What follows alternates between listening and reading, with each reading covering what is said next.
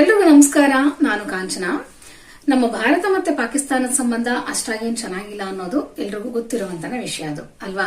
ಪಾಕಿಸ್ತಾನ ಯಾವ್ದಾದ್ರೂ ಒಂದು ಕಾರಣ ಇಟ್ಕೊಂಡು ಭಾರತದ ಮೇಲೆ ಸುಮ್ನೆ ಕಾಲ್ ಕೆರೆದು ಜಗಳಕ್ಕೆ ಬರುತ್ತೆ.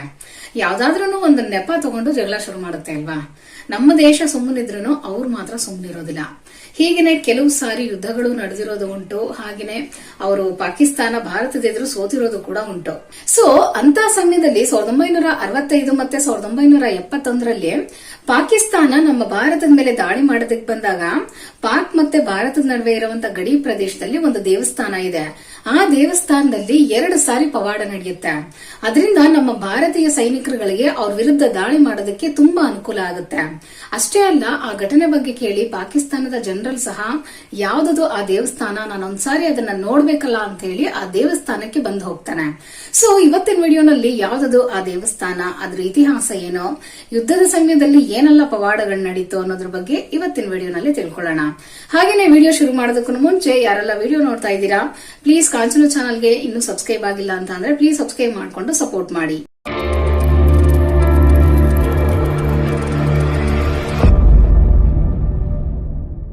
ಈ ದೇವಸ್ಥಾನದ ಹೆಸರು ಬಂದು ತನೋಟ್ ಮಾತಾ ದೇವಾಲಯ ಅಂತ.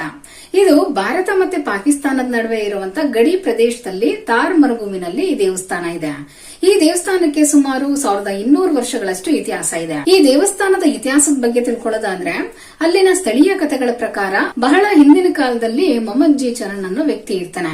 ಈತನ್ಗೆ ಮಕ್ಕಳಿರೋದಿಲ್ಲ. ಸೊ ಈತ ಮಕ್ಕಳಾಗ್ಲಿ ಅಂತ ಹೇಳಿ ಅಲ್ಲಿರುವಂತಹ ಸ್ಥಳೀಯ ದೇವಸ್ಥಾನದಲ್ಲಿ ಹಿಂಗ್ಲಾಜ್ ಮಾತಾ ಅನ್ನೋ ದೇವಿ ಹತ್ರ ಹರಿಸ್ಕೊಂಡು 7 ಸಾರಿ ಕಾಲ್ನಡಿಗೆನಲ್ಲಿ ನಡ್ಕೊಂಡು ಆ ದೇವಸ್ಥಾನಕ್ಕೆ ಹೋಗ್ತಾನೆ ಅವನು.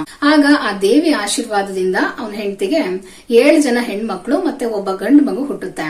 ಸೊ ಆ ಹೆಣ್ಣು ಮಕ್ಕಳಲ್ಲಿ ಒಬ್ಳು ಅವಧ್ ಮಾತಾ ಅಂತ, ಆ ಹೆಣ್ಣು ಮಗು ಈ ಹಿಂಗ್ಲಾಜ್ ಮಾತೆಯ ಅವತಾರ ಅಂತ ಹೇಳ್ತಾರೆ. ಈಕೆಗೆ ಸಮರ್ಪಿತ ಆಗಿರೋ ದೇವಸ್ಥಾನನೇ ಈ ತನೋಟ್ ಮಾತಾ ದೇವಾಲಯ. ಇದನ್ನ ಕ್ರಿಸ್ತಶಕ 828ರಲ್ಲಿ ಬಾಟಿ ರಜಪೂತ ರಾಜ ತನುರಾವ್ ಅವರು ನಿರ್ಮಿಸ್ತಾರೆ.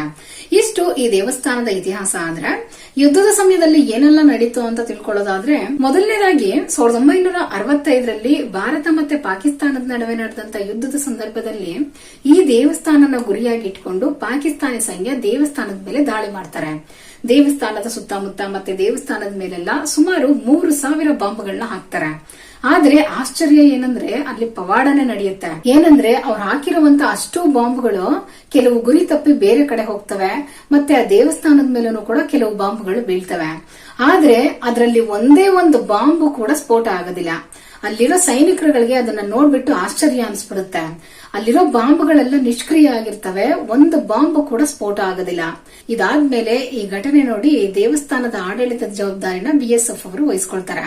ನಂತರ 2ನೇ ಸಾರಿನೂ ಕೂಡ 1971ರಲ್ಲಿ ಮತ್ತೊಂದ್ ಸಾರಿ ಪಾಕಿಸ್ತಾನಿ ಸೈನ್ಯ ಈ ದೇವಸ್ಥಾನದ ಮೇಲೆ ದಾಳಿ ಮಾಡೋದಕ್ಕೆ ಶುರು ಮಾಡ್ತಾರೆ. ಆಗ ಅವ್ರ ಯುದ್ಧದ ಟ್ಯಾಂಕ್ಗಳು ಇದ್ದಕ್ಕಿದ್ದಂಗೆನೆ ಮರುಭೂಮಿನಲ್ಲಿ ಸಿಕ್ಕಾಕೊಬಿಡ್ತವೆ. ಮುಂದೆ ಹೋಗೋದಕ್ಕೆ ಸಾಧ್ಯ ಆಗೋದಿಲ್ಲ ಅವ್ರಿಗೆ. ಆಗ ನಮ್ಮ ಭಾರತೀಯ ಸೈನಿಕರುಗಳಿಗೆ ಪ್ರತಿ ದಾಳಿ ನಡೆಸೋದಕ್ಕೆ ಒಳ್ಳೆ ಅವಕಾಶ ಸಿಗುತ್ತೆ. ಆಗ ಪಾಕಿಸ್ತಾನಿ ಸೈನ್ಯದ ಮೇಲೆ ದಾಳಿ ಮಾಡಿ ಅವ್ರ ಯುದ್ಧದ ಟ್ಯಾಂಕರ್ಗಳನ್ನೆಲ್ಲ ನಾಶ ಮಾಡ್ತಾರೆ. ಈ ಘಟನೆ ಆದ್ಮೇಲೆ ಪಾಕಿಸ್ತಾನಿ ಜನರಲ್ ಕೂಡ ಇದ್ರ ಬಗ್ಗೆ ಕೇಳ್ಬಿಟ್ಟು ಯುದ್ಧ ಆದ್ಮೇಲೆ ಈ ದೇವಸ್ಥಾನನ ನೋಡ್ಬೇಕು ಅಂತೇಳಿ ಬಯಸಿ ಆ ದೇವಸ್ಥಾನಕ್ಕೆ ಭೇಟಿ ನೀಡ್ತಾನೆ. ನಂತರ ಆ ಯುದ್ಧದ ವಿಜಯದ ನಂತರ ಭಾರತೀಯ ಸೈನ್ಯ ಆ ದೇವಸ್ಥಾನದ ಆವರಣದಲ್ಲಿ ವಿಜಯ ಸ್ತಂಭ ಅಥವಾ ವಿಜಯ ಗೋಪುರನ ನಿರ್ಮಾಣ ಮಾಡ್ತಾರೆ. ಈ ವಿಜಯದ ನೆನಪನ್ನ ಪ್ರತಿ ವರ್ಷನೂ ತನೋಟ್ ಮಾತಾ ದೇವಸ್ಥಾನದಲ್ಲಿ ಆಚರಣೆ ಮಾಡ್ತಾರೆ. ಆ ಯುದ್ಧಗಳ ಸಾಕ್ಷಿಯಾಗಿ ಆ ದೇವಸ್ಥಾನದೊಳಗಡೆ ಬಿದ್ದಿದ್ದಂತ ಆ ಬಾಂಬ್ಗಳನ್ನ, ಅಂದ್ರೆ ಆ ಸ್ಫೋಟ ಆಗದಿರೋ ಬಾಂಬ್ಗಳಿದಾವಲ್ಲ, ಅದನ್ನ ಪ್ರದರ್ಶನಕ್ಕೆ ಕೂಡ ಇಟ್ಟಿದ್ದಾರೆ. ಈ ಘಟನೆ ಸಾವಿರಾರು ವರ್ಷಗಳ ಹಿಂದಿನ ಘಟನೆ ಅಂತೂ ಅಲ್ಲ.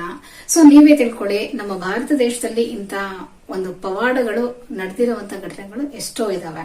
ಸೊ ಈ ವಿಡಿಯೋ ನಿಮಗೆ ಖಂಡಿತವಾಗ್ಲೂ ಇಷ್ಟ ಆಗಿದೆ ಅಂತ ತಿಳ್ಕೊಳ್ತೀನಿ. ಇಷ್ಟ ಆಗಿದ್ರೆ ಲೈಕ್ ಮಾಡಿ, ಶೇರ್ ಮಾಡಿ, ಸಬ್ಸ್ಕ್ರೈಬ್ ಮಾಡಿ. ಮತ್ತೆ ಮುಂದಿನ ವಿಡಿಯೋನಲ್ಲಿ ಇನ್ನೂ ಒಂದು ಇಂಟ್ರೆಸ್ಟಿಂಗ್ ಆಗಿರೋ ಟಾಪಿಕ್ ಜೊತೆ ಸಿಗ್ತೀನಿ. Thank you all. ಬಾಯ್.